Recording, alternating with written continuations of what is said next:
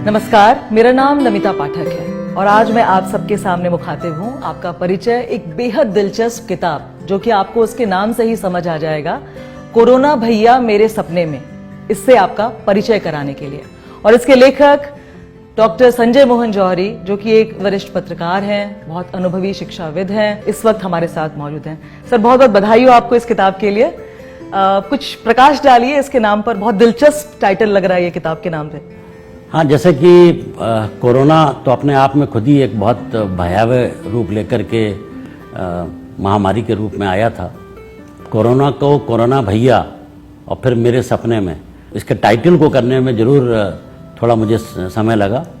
ये किताब लिखने का जो विचार आया वो ये उस समय की बात है जब मार्च 2020 में महामारी हमारे पास लॉकडाउन के रूप में आई और हम सब लोग अपने घरों में बंद हो गए। और वायरस का जो स्वरूप था वो ऐसा था कि हम लोग खिड़कियों से झांकते थे कि कोई एम्बुलेंस आई है, कोई बीमार है। तो वो एक समय था शायद बहुत परेशानियों का, समस्याओं का, और हम लोग सहज नहीं हो पा रहे थे। और तभी कुछ ऐसा समय भी था कि हम लोग रेडियो और टीवी बराबर देखते रहते थे।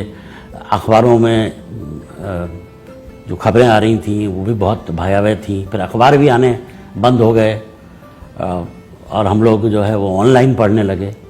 तो ये सब पढ़ते पढ़ते और हालात को देखते हुए मुझे लगा कि हम लोग पुराने ज़माने में बोलते थे कि ब्लैकआउट हो रहा है। जी जी। और ब्लैकआउट का मतलब होता था कि आप अपने घर के खिड़की दरवाजे सब बंद रखिए।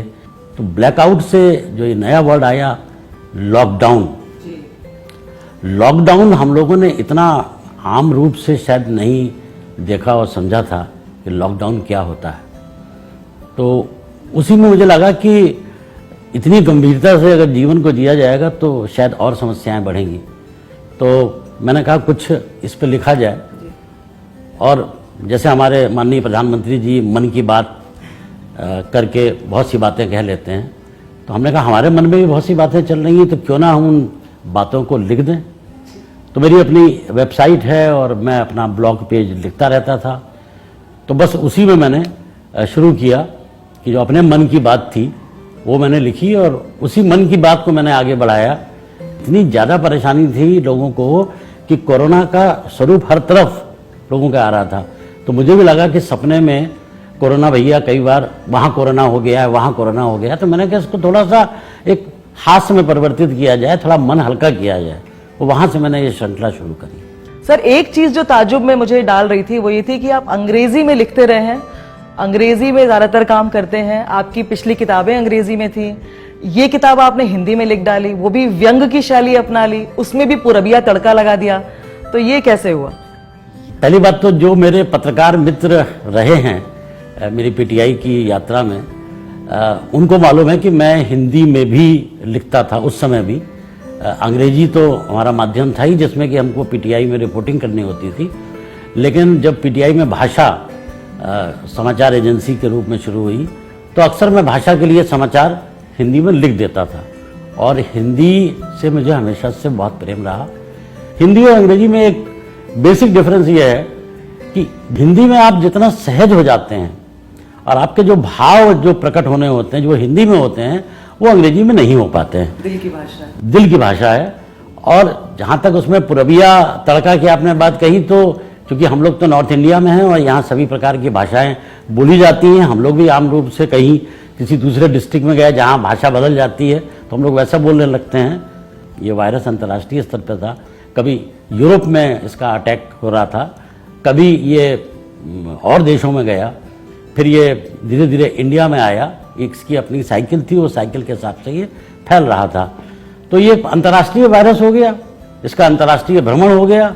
तो बस वो अखबारों में जो कुछ भी मैं खबरें पढ़ रहा था उन्हीं खबरों को पढ़ करके मैंने उसको हास्य के रूप में कर दिया और कोरोना को मैंने नायक बना लिया अपना। वो मेरा प्रोटोगनिस्ट है। ये सर दिलचस्प है कि कोरोना जो सबसे बड़ा खलनायक रहा इस सदी का, उसको आपने नायक और प्रोटैगनिस्ट बनाया। इसके पीछे क्या मंशा थी? एक पत्रकार के रूप में बहुत कुछ चीज़ें होती हैं जो हमको लिखना चाहिए। लेकिन हम उसको लिख नहीं पाते हैं क्योंकि आप कुछ नियम और बंधनों से जुड़े हुए हैं। लेकिन व्यंग में शायद आप बहुत कुछ कह सकते हैं हंसी हंसी में, बाकी तो पाठक समझेंगे कि मैंने किसके बारे में और किस संदर्भ में लिखा है। लेकिन वो जो चीजें चल रही थी सामान्य रूप से हमारे इर्द गिर्द, और जो बहुत सी बातें एक मीडिया में आना चाहिए थी लेकिन वो नहीं आ रही थी, इसमें भाषा में कहीं ना कहीं जो राजनीतिक उठापटक हो रही है उसको भी कोरोना देख रहे हैं। कोरोना सबके पास जा रहे हैं। बहुत से देशों के राष्ट्रपति भी कोरोना के संक्रमण में आए, बड़े बड़े मंत्री, बड़े बड़े उद्योगपति, कोई बचा नहीं। जो इस किताब की खासियत यह है, जो मैंने पढ़ी, जहां तक उसमें घर की रोजमर्रा की दिक्कतों से लेकर के अंतर्राष्ट्रीय मसलों तक का बहुत ही व्यंग्यात्मक और हास्यास्पद तरीके से जिक्र किया गया है। मसलन कुछ किरदार है जिनके नाम मैं सर के आगे भी लेना चाहूंगी, पुत्ती चाचा, ट्रंपवा, चिनपिन, ये कहां से आया आपके ख्यालों में? नहीं, अब ये कुछ नाम कोरोना के ही दिए हुए हैं कि अब वो चाइना से चले थे तो चाइना की भाषा में कुछ ऐसे ही बोला जाता है, चिनपिन। और अब अगर ये पूर्विया हो गए, बीच में कुछ समय के लिए भारत आए और पूरब की तरफ यात्रा करी तो इनकी भाषा थोड़ी पूर्विया हो गई, तो जब ये अमेरिका पहुंचे तो बजाय ट्रंप के उन्होंने ट्रंपवा बोल दिया। तो उनके मुंह में जो आया कोरोना भैया के, वही को मैंने लिख दिया है। हमें उम्मीद है कि ये किताब बहुत जल्द बुक शेल्फ्स पर और ऑनलाइन मिलनी शुरू होगी। सर, थोड़ी जानकारी बता दीजिए, प्रकाशक, किताब कब तक आ जाएगी, हम कब तक खरीद पाएंगे, पढ़ पाएंगे? इस किताब में करीब 25 चैप्टर हैं और वो 25 चैप्टर के साथ में हमने कुछ चित्र भी लगाए हैं। और ये चित्र जो हैं एक प्रसिद्ध चित्रकार श्री प्रदीप ब्याहुत जी हैं, उनके सहयोग से बनाए गए हैं। और इसको राज्य मंगल प्रकाशन इस किताब को छाप रहे हैं और बहुत जल्दी ये आपकी पुस्तक शेल्फ पर और ऑनलाइन मीडियम से लोगों तक पहुंचेगी। नहीं तो आपको बहुत बहुत शुभकामनाएं सर, बहुत बहुत गुड विशेस। ये किताब बहुत जल्द बुक शेल्फ पर और ऑनलाइन प्रस्तुत हो जाएगी। उम्मीद है जो परिचय हमने आपका इससे कराया है उसके बाद आप जरूर जाएंगे, इसे पढ़ेंगे, सराहेंगे और अपनी प्रतिक्रियाएं देंगे। धन्यवाद।